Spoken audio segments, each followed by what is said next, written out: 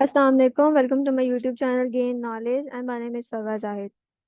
So the topics we are discussing today are informed search, GD best first search, A star search. Okay. अच्छा, इससे पहले जो हमने searches पढ़ी थी वो अनइन्फॉर्म सर्च थी। ठीक है, इन्फॉर्म सर्च अब हम पढ़ेंगे और इसकी दो टाइप्स पढ़ेंगे, ग्रीडी BFS और A स्टार। अब हम देख लेते हैं कि हमारे पास जो है इन्फॉर्म सर्च या ह्यूरिस्टिक सर्च क्या होती है। इन्फॉर्म सर्च को दूसरा नाम ह्यूरिस्टिक सर्च भी होता है, वो इसलिए क्योंकि आपके पास इसके अंदर ह्यूरिस्टिक वैल्यू गिवन होती है। ठीक है, ह्यूरिस्टिक वैल्यू क्या होती है? ह्यूरिस्टिक वैल्यू होती है कि जो जिस पाथ पे आप चल रहे हो और आपने एक नोड से सेकंड नोड पे आपने शिफ्ट करना है, तो सेकंड नोड की आपके पास ऑलरेडी एक ह्यूरिस्टिक वैल्यू गिवन होगी। ठीक है, जो फ्यूचर वैल्यू है वो आपके पास गिवन होगी कि अगर आप इस पाथ से इस पाथ तक जाओगे तो इसकी और मतलब कैलकुलेट करने के बाद एक ह्यूरिस्टिक वैल्यू होगी। दैट्स वाई इसको इन्फॉर्म सर्च कहते हैं, क्योंकि आपके गोल तक पहुंचने के लिए आपके पास ह्यूरिस्टिक वैल्यूज गिवन होती हैं। अच्छा, the algorithms of an informed search contains information regarding the goal state। ठीक है, अभी बता रहे हैं कि algorithms of an informed search के जो होते हैं वो क्या कंटेन कर रहे होते हैं? इंफॉर्मेशन, गोल स्टेट से रिलेटेड इंफॉर्मेशन कंटेन कर रहे होते हैं।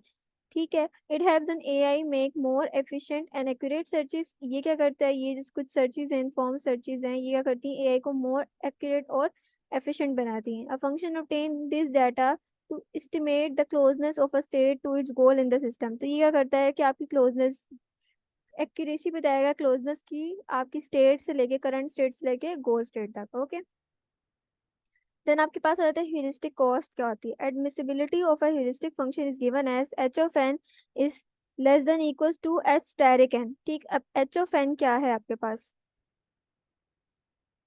here H of N is heuristic cost, ये जो है वो आपकी ह्यूरिस्टिक कॉस्ट है। And H asterisk N, and H asterisk N जो है वो आपके पास क्या है? एस्टिमेटेड कॉस्ट है।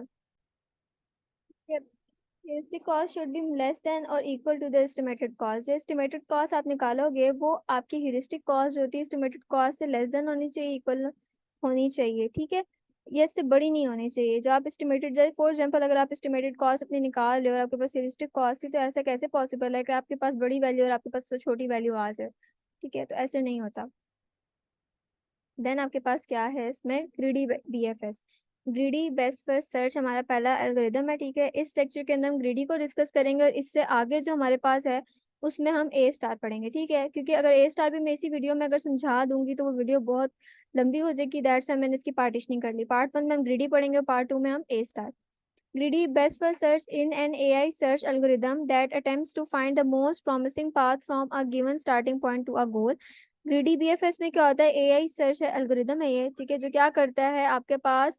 Find the most promising path. Most promising path जो है वो आपको फाइंड करके देता है। मोस्ट मतलब कि जिससे आपके पास लो कॉस्ट आ रही होगी या आपके पास अच्छा तरीका होगा अपने गोल तक पहुंचने का स्टार्टिंग पॉइंट से। ठीक है, एडवांटेजेस क्या आ जाते हैं इसके अंदर?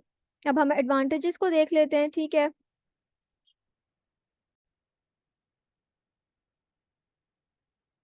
Best first search can switch between BFS and DFS bye gaining the advantages of both the algorithm. BFS और DFS जो है वो मैंने प्रीवियस अपनी वीडियोस में समझाए हुए हैं, लेक्चर्स बनाए हुए हैं। तो जो स्टूडेंट मेरे लेक्चर पे न्यू है, मेरे चैनल पे न्यू है, तो और मेरी वीडियो फर्स्ट टाइम देख रही है, तो वो काइंडली जाके प्रीवियस वीडियो मेरी देख लेना, ताकि उससे आप लोगों को पता चल जाए कि प्रीवियस वर्क हमने क्या किया, क्या पढ़ा है। दैट्स आपको जो न्यू वर्क है, जो न्यू लेक्चर्स हैं, वो समझ आएंगे। ओके, तो ये बता रहे हैं कि जो आपके पास ग्रीडी बेस्ट फर्स्ट सर्च है। ठीक है, BFS जो है जो हमने पढ़ी थी, बैक पे आप कहोगे BFS और BFS दोनों सेम नहीं। BFS है एक ब्रेथ फर्स्ट सर्च है जो कि अनइन्फॉर्म्ड सर्च में आती है, और बेस्ट बेस्ट जो बेस्ट फर्स्ट सर्च है, ठीक है, वो किस में आती है? आपके पास इन्फॉर्म सर्च में आती है।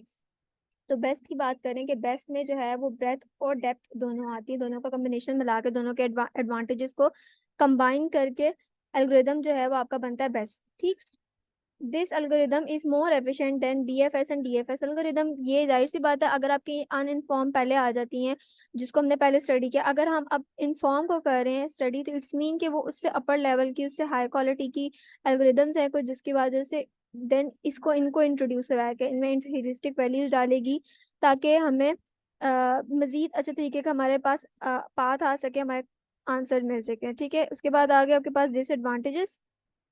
It can behave as an unguided depth first search in the worst case scenario।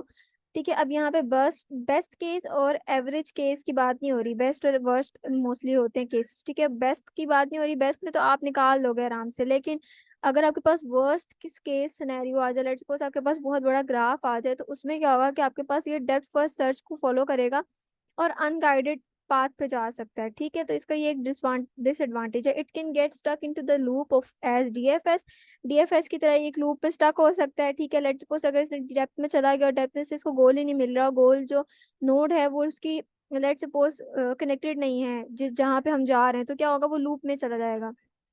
This algorithm is not optimal, ये एल्गोरिदम क्या है, ऑप्टिमल नहीं है। F of N equals to H of N जो होता है वो उसका फॉर्मूला होता है, इसके थ्रू हम इसको सॉल्व करते हैं। लेट्स सपोज हमारे पास ये एक एग्जांपल है, ठीक है। क्या एग्जांपल है? अच्छा, अब हमारे पास ये ग्राफ है, एस एस के साथ हमारे पास कनेक्टेड एडजेसेंट नोड्स कौन सी है, ए और बी। ए की एडजेसेंट कौन सी, C D E F H I G जो है वो किसकी एडजेसेंट नोड्स हैं, बी की। अब ये जो हमारे पास गिवन है 3 2 4 1 3 1 5 2 3, ये हमारे पास है इसके पाथ, ठीक है। पाथ है हमारे पास सिंपल जो नॉर्मल पाथ होता है जो हमने यूनिफॉर्म कॉस्ट सर्च में पढ़ा था, ठीक। ये वैसे पाथ गिवन है, और ह्यूरिस्टिक वैल्यू किधर है, कौन सी नोड की कौन सी है, वो ये गिवन है टेबल के अंदर। ये ह्यूरिस्टिक वैल्यू आपको नोट के साथ भी गिवन हो सकती है अंदर, ये जो सर्कल नजर आ रहा है, सर्कल के अंदर लेट्स सपोज अगर मैं 4 लिख देती हूँ तो वो बी की वैल्यू ह्यूरिस्टिक वैल्यू हो जाएगी, ठीक है। Future predicted value which is heuristic value, ठीक है, तो वो आपके पास अंदर भी गिवन हो सकती है। अच्छा, अब हम अपने एस नोट से स्टार्ट करते हैं। एस नोट से जब हम स्टार्ट करेंगे तो हमारे पास एडजेसेंट नोड कौन सी आएंगी, एडजेसेंट नोड हमारे पास आएंगी ए और बी, ठीक है। कौन सी नोड आएंगी, ए और बी। तो ए और बी जब हमारे पास आएंगे, अब हम देखेंगे कि किसकी ह्यूरिस्टिक वैल्यू कम है, किसकी ह्यूरिस्टिक वैल्यू कम है। ए की हमारे पास क्या है, यहाँ पे मैं ड्रॉ कर लेती हूँ, यहाँ पे मैंने लिखा नहीं है, ठीक है। अब ए की हमारे पास क्या है, 12, और बी की हमारे पास क्या है, 4, ठीक है। तो ए की जब हमारे पास 12 और बी की 4 है, तो हम अब हमने ह्यूरिस्टिक वैल्यू के अकॉर्डिंगली मूव करना है, हमने पाथ के अकॉर्डिंगली मूव नहीं करना, हमने ह्यूरिस्टिक वैल्यू, ये लेट्स सपोज आप कह सकते हो कि ये एच ऑफ एन और ये क्या है आपके पास, जी ऑफ एन है, जी ऑफ एन, और ये क्या है, एच ऑफ एन, ठीक। तो एच ऑफ एन के अकॉर्डिंगली आपने काम करना है। अब आप किस पे मूव करोगे, आप बी पे मूव करोगे, ठीक है। बी को अपना पाथ बनाओगे कि आप एस से बी पे मूव कर रहे हो। देन इससे आगे अब आप क्या करोगे, अब इसकी एडजेसेंट देखोगे, ई और एफ है आपके पास, ठीक है। इसके एडजेसेंट कौन है, ई एंड एफ।